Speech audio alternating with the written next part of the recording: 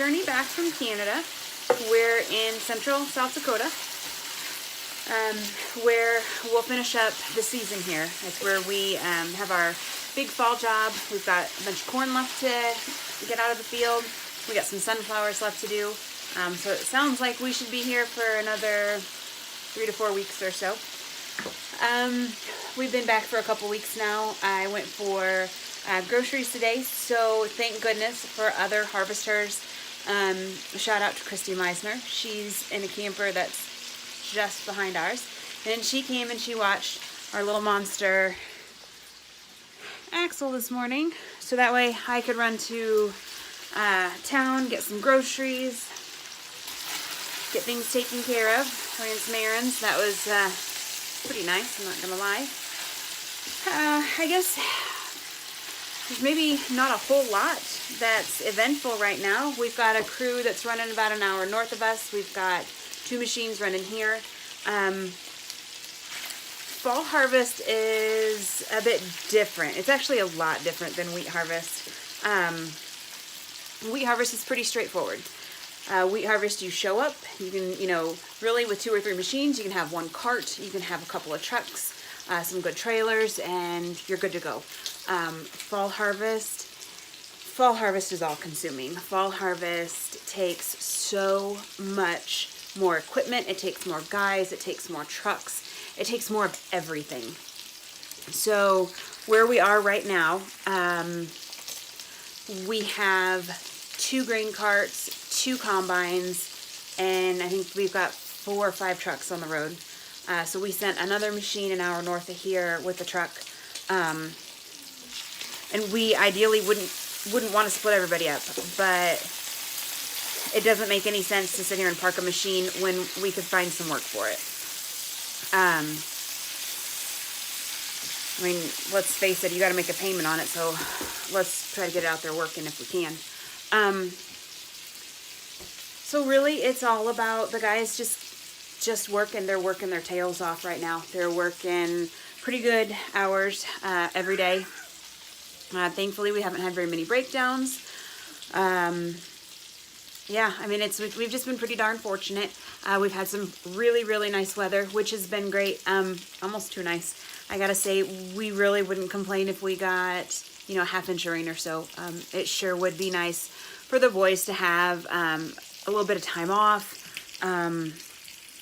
Yeah, it sure would be all right to hear the rain hitting the roof of this camper. I would not be upset by it in the least. But, I guess it's a double-edged sword. You can't pray for good weather and expect not to work. So, anyway, things here are pretty good. I'm getting dinner pulled together right now. I kind of cheat a little bit on days I have to go to the grocery store or run errands, because it's so hard to be gone until 2 o'clock, 2:30 in the afternoon, and then have dinner ready to go out the door by 5. So it's just a pretty quick and easy dinner tonight. Had some cookies in the freezer from earlier. I'll pull those out. And so anyway, we've had great weather. We've been incredibly fortunate. And I hope that fall harvest for everyone else has been just as wonderful. Good morning. We are up in Lignite and we are getting our stuff loaded. Almost here, getting the grain cart loaded. Yesterday they loaded the combines and it looks like they'll be headed south probably tomorrow with our first load. The kids and I will stay here so they can stay in school, and then he'll probably stay home for a few weeks to help his dad with some cattle and stuff at home, and then he'll head back up here. And our farmers want to haul grain November and December, so we'll do that and let the kids finish out the semester here. So that's kind of the plans up until about Christmas break for the Bach harvesting crew. It's fall harvest in central South Dakota. We're in some pretty good yielding corn right now. It's yielding good enough right now that our trucks aren't able to keep up. Thankfully, we do have the option of hauling to a bin site because the elevator in town is just swamped, absolutely swamped, like taking hours for guys to get back. So when that happens, sometimes we have to park up a machine, and when I brought dinner out tonight, there was a machine that was parked, so I just went ahead and jumped in and figured I'd cut a couple of binfuls at least to keep the guys going. get things done a little bit quicker. But I don't have my little buddy with me today. He's actually in the tractor with his dad learning how to run a cart. So anyway, I'll show you a little bit about what we're doing, and I hope everybody's having a good fall harvest and they're being safe.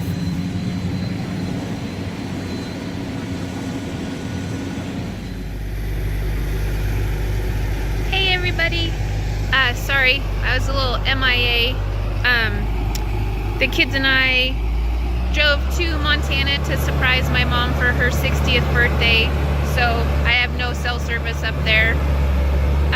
But we did finish a half circle of quinoa, and we're getting ready to hook up, and we have this full circle left to cut, and then I think we're done here at home for the year, unless there's more quinoa, but as of right now this is our last circle. But I just wanted to give everybody an update. Been pretty warm still, dry, no moisture since that snow. So I hope this finds all of you well, and I'll try to get a video later of us cutting. Just a little quick video of Ryan getting the header off the trailer. So we run two 36-foot honeybees,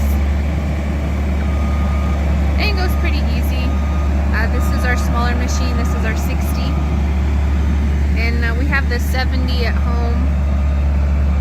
It's pretty much cleaned up for the year. This quinoa doesn't make it's not a high producing crop. So it really only requires one truck and one combine. That way I can still be running the machine while Ryan runs to the bin and unloads that for the farmer.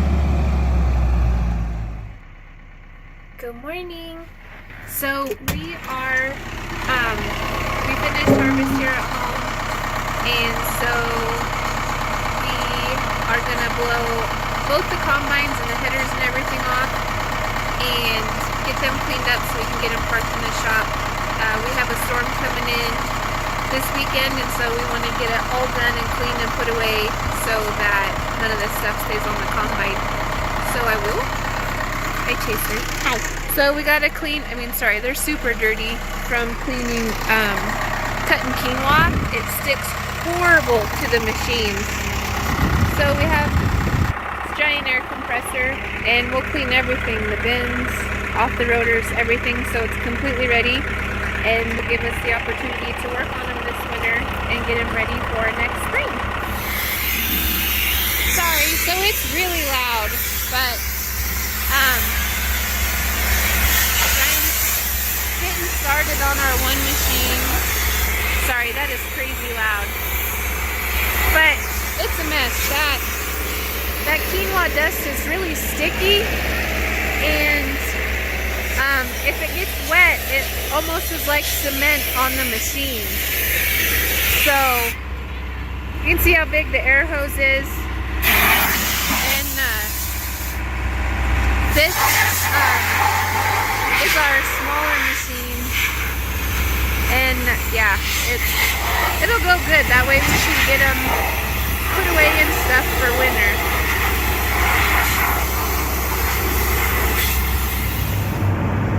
So we just took the dual off my combine. Definitely one of the most dangerous things we do. Ryan does it by himself, and it makes me extremely nervous because we can't fit it through the doors of our shop to park it in here for the winter. So probably one of my least favorite things that we have to do. So we're getting everything in the shop. We still have to fit the other combine, the tractor, and hopefully both the semis will fit in here. But I'll show you guys after we get it all in. But this is how it starts. It's an old potato warehouse, and so we store everything on this side, and our shop where we work on everything is the other bay. So it's pretty good size.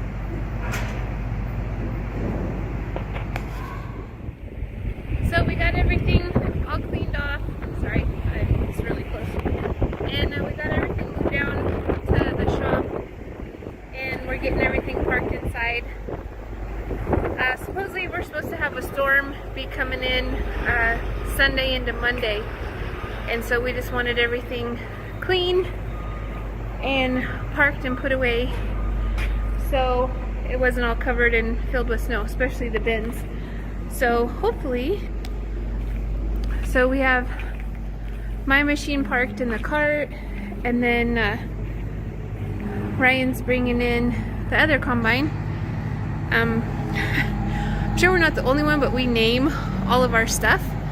And so Ryan is driving Dave. So you see why we have to take the duals off, because it's a super tight fit, even with singles on.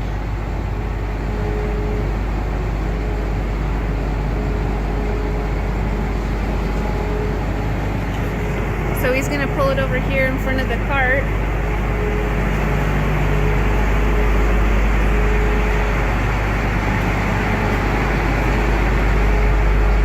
And we try to get him as close to the wall, like over here, that we can.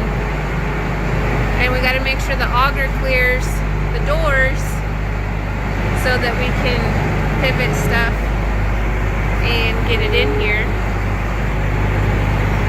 Ryan's a professional. He does this all the time. He backs the cart in by himself all the time. I mean, yeah. And Dave likes to roll, so we put the feeder house down so Dave doesn't roll. And then I combine the big one with duals, that's Holly. So then we'll bring the tractor in and everything will be tucked in.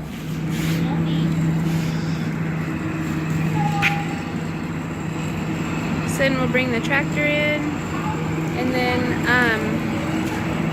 we'll probably bring our blue and white semi in here and park it behind the tractor and the combine, because we'll use our red and white one, our red and white semi. We converted over to a log truck in the winter, and Ryan will haul logs this winter with it, so we'll bring the blue and white Pete and park it in here. So, just like that, everything's tucked in for the winter. I started a new venture today, so we have finished up harvesting on the 10th of October. And since then, Dylan has taken equipment home, so he's back in Oklahoma. They took the first load down, I think it was the 15th of this month. And so he's staying home helping his dad with cattle, and they're weaning and working calves and preg checking and stuff this week. And so since he's not here and the kids are in school, I took a job at the local coffee shop. And so it's like a hotel coffee shop slash cafe. So there's lots of different things going on. But I don't drink coffee. And so to have somebody come and ask for a caramel latte or a caramel macchiato or all these things, I have no idea how to do that. So I'm kind of on a learning curve there. So that's going to be kind of interesting doing that. I'll do that probably 2 or 3 times a week, just something to get out of the house and go do something different. Hopefully when Dylan gets home, we'll start hauling grain for our farmers and getting to get back in the swing of that kind of stuff. But until then, we're just going to, the kids will go to school. We're actually out on fall break this week, so Thursday and Friday they're out. So we are going to go to Minot tomorrow after I get off, and they have a indoor water park there. So we're gonna do that, spend the night, and then just do some shopping on Saturday. Just have something to do, and just we'll go maybe to a pumpkin patch if the weather is nice, although right now it's snowing, so I don't know if we'll be able to do that. But pick up some groceries and do that type of stuff. And but that's kind of what we're up to right now. Hello, Carly here with the end of the harvest update.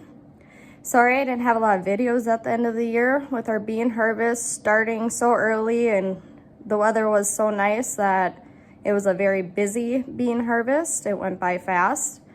and we were short-handed, so my husband Cole and myself were around home trying to finish up, and we had a few customers, so we ended up having to get split up. I was combining for his uncle, and he was combining on one of our other customers' land.